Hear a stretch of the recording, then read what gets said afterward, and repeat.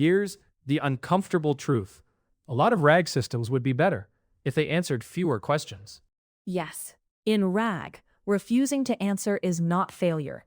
It is a capability. It means the system can detect when the retrieved evidence is missing, too weak, too conflicting, or outside the scope of the corpus, and then stop instead of bluffing.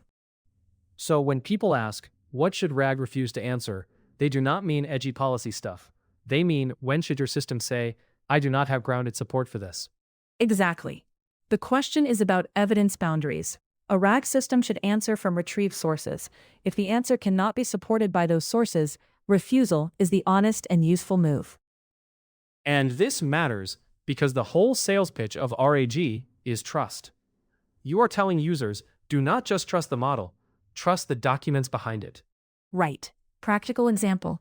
Imagine an internal support bot over engineering runbooks. Someone asks, what is the timeout for the payments retry queue in production? Retrieval finds old staging docs and a generic architecture page, but nothing current for production. A model that guesses 30 seconds sounds helpful and can trigger a real outage. A refusal is better. So, the loser is not just accuracy. The loser is the team that starts acting on invented certainty. That is the key stake. In RAG, the dangerous failure mode is not always a wild hallucination. It is a plausible answer with weak grounding. Those are the answers people ship, paste into tickets, or use in incident response. Let's get concrete. What categories should trigger refusal? 4 big ones. First, no relevant retrieval. Second, partial retrieval that does not cover the exact claim. Third, conflicting documents with no clear winner. Fourth, the question requires computation, synthesis, or freshness that the retrieved context does not provide. That second one is sneaky. Partial retrieval feels close enough, so teams let it slide. And that is where many systems quietly break. Example, your docs say API rate limits are 100 requests per minute for free tier and 1,000 for enterprise. The user asks about the partner tier. Retrieval brings back the free and enterprise docs. The model interpolates and says 500. That is not grounded. It should refuse. So refusal is really saying, I found related material, but not support for your exact question. Yes, and that distinction matters in prompts, UX, and evaluation. Refusal should be specific, not a dead-end message, more like, I found documents about adjacent tiers, but none that define partner tier limits. What about conflicting sources? Because real corpora are messy, and old docs never die. Then, refusal protects you from fake authority.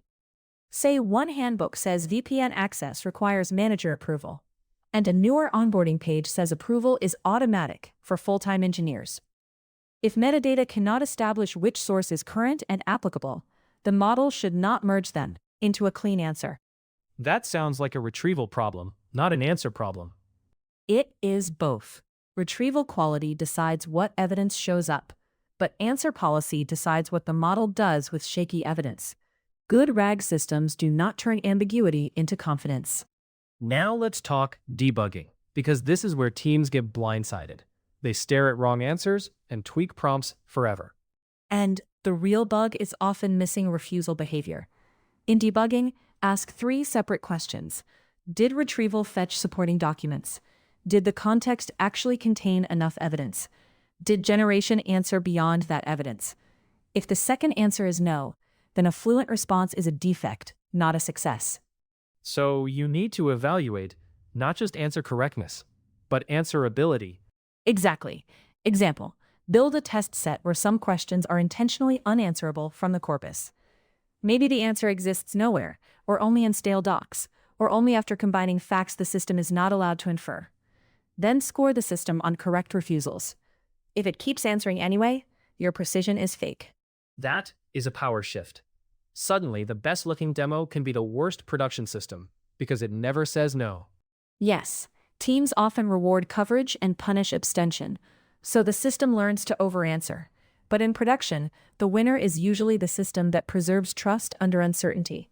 Refusal is part of precision.